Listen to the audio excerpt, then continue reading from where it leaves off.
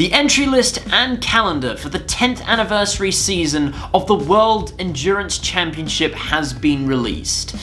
Now, I know the calendar is sort of old news, but anyway. And there's certainly a lot to talk about. This is our second season of the WEC Hypercar class, which has already done extremely well to bolster the grid numbers of the once struggling top prototype class. This is also the final season for the once great GTE Pro class. Of course, those aren't the only talking points for this year's season. In today's video, here's everything you need to know about WEC 2022. Let's start off with Hypercar. The first thing to note is that the grid has grown from 5 to 6 cars. We have one less Glickenhaus for this year, but for the first time since 2011, Peugeot are back in the top prototype class. The French manufacturer are bringing 2 9X8 hypercars to the show. Paul de Resta will be driving car number 93, while Loic Duval will be driving car number 94.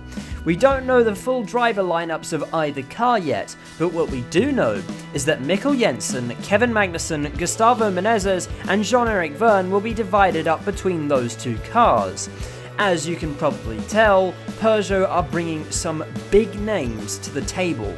3 of their drivers are ex-Formula 1, with the others all being big names in the world of sports cars. Peugeot are the second large automotive manufacturer to enter the hypercar class, alongside Toyota, who are going into their second season with the GR010 hypercar.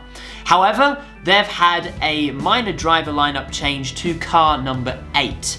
Kazuki Nakajima has called time on his racing career, and Ryo Hirakawa will take his place, and he has raced in Super GT for the last few seasons with Toyota. Alpine are back for another year with their grandfathered LMP1 car, and their driver lineup remains just the same as it was last year, with Nico Lapierre, Andre Negrão and Matteo Vauvier driving the ex-Rebellion LMP1 car. As previously mentioned, Glickenhaus have only committed to 1 car for the full season, which is car number 708. As of right now, Olivier Pla is the only driver to have been confirmed to be driving for the full season. However, Pipo Derani is known to be driving for the team at Le Mans. You will also notice that bicolors have no place on this year's entry list, and that is because their entry has actually been rejected for reasons that still remain unclear. At this stage, you'll most likely have to wait until next year at the earliest to see the new bicolors hypercar in action. Moving on to LMP2, and we have some very interesting contestants for this year's grid. AF Corsa, a long-time Ferrari GT team, will be running an LMP2 car for the first time since 2020, when they ran a Dallara under the Cetilar Racing banner. Car number 83 will be contesting the LMP2 Pro-Am subclass in preparation for their future Ferrari hypercar campaign. The AF Corsa Oreca will be driven by Francois Perrodo, Nicholas Nielsen and Alessio Rivera. Up next is one I'm really excited about. Car number 5 is an Oreca 07 entered by Team Penske. I don't think I have to really introduce who Team Penske are for anyone watching this channel. I'm pretty sure their reputation already precedes them.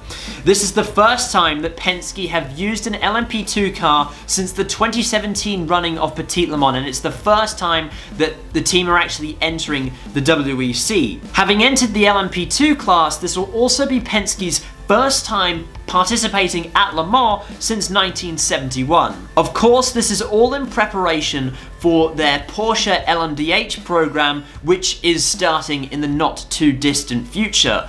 The car will be driven by Felipe Nasr, Dane Cameron and Emmanuel Collard. I've also got a big one for all you open wheel feeder series fans out there. Prema are joining the LMP2 field in partnership with Iron Lynx to race under the Prema Team Orlen banner. What is Delatraz doing, might you ask? Well, Louis is racing for the full season in an LMP2 car, in car number 9 to be specific, alongside Robert Giga Kubica, ex-F1 driver of course, and recent FIA F3 race winner Lorenzo Colombo. The Jota team has had a significant driver lineup change. The lineup of the 28 car is completely different from last year. Ed Jones, Jonathan Aberdeen, and Oliver Rasmussen are replacing Tom Blomqvist, Sean Gelael, and Stoffel van Dorn. The lineup of car 38 is almost exactly the same as last year. However, the retiring Anthony Davidson has been replaced by Will Stevens to join Roberto Gonzalez and Antonio Felix da Costa. Gelael has been confirmed to be moving to the WRT team in car number 31, and it looks like Van Dorn and Blomqvist are set to follow him. Esteban Gutierrez is also set to join Alex Brundle and Jacob Smiechowski on the number 34 Inter Europol competition lineup. And that just about does it for LMP2. Moving on to GTE Pro for the last time. The first major entry that we need to note is Corvette. They're bringing one car for the full season, car number 64, which will be driven by Nick Tandy and Tommy Milner. It's not often that we see Corvette head over to Europe. Rarer still that you'll see them racing anywhere other than Le Mans while in Europe. So it's quite special to see them race full time in the WEC. The lineup of the 91 Porsche is exactly the same as last year, with Jimmy Bruni and Richard Lietz making up the lineup. 92 is a little different. Kevin Estre has remained on the lineup, but Neil Yarney has been swapped out for Michael Christensen. Porsche will be out for blood this year, having ever so cruelly lost the championship to AF Corsa under very controversial circumstances at the 8 Hours of Bahrain. For AF Corsa, Alessandro Pierguidi and Miguel Molina have stayed on the number 51 lineup and the 52 lineups respectively. However, second drivers are yet to be confirmed. And that's it for GTE Pro. 5 cars. And that's why the class is being binned. Now moving on to GTE Am. AF Corsa has swapped numbers from number 83 to number 21, with a pretty substantial lineup change to go with it.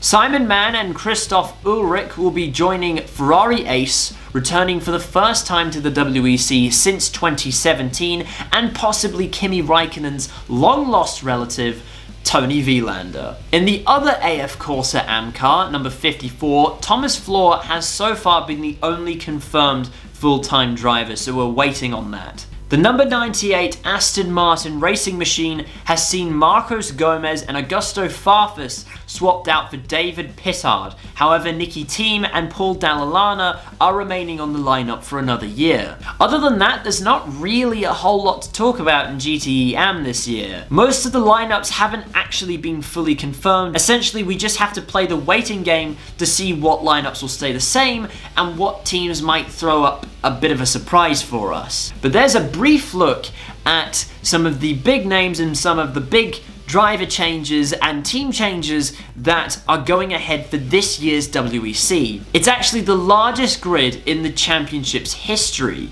If you want more information, the full entry list is in the description below, and you can go check that out for yourself if you choose to do so. Now let's have a look at the calendar. 6 rounds, 6 countries.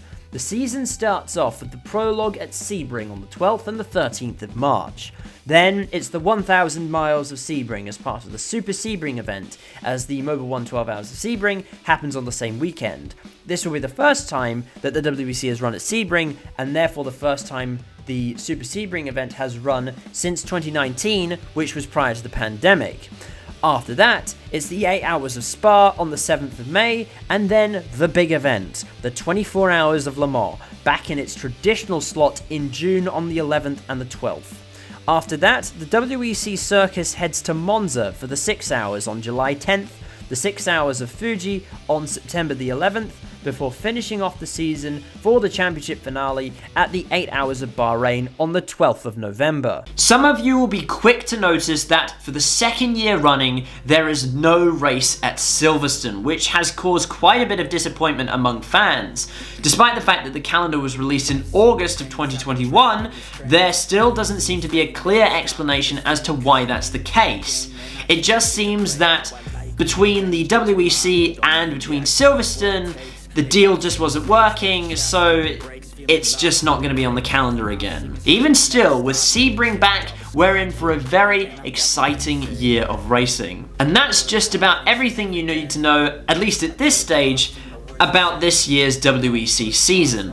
I hope you've enjoyed this short little taster of what we've got to come this year. Personally, I'm looking forward to seeing a Toyota vs Peugeot rivalry, as well as seeing how teams like Prema, Penske, and AF Corsa perform with their prototype machinery. But what do you think? Comment below. I do actually read them all, so you may as well say something and I will most likely respond to you. Also, it helps the channel grow, as does liking and subscribing. You all know the drill with the socials by now, description below, but until next time, goodbye.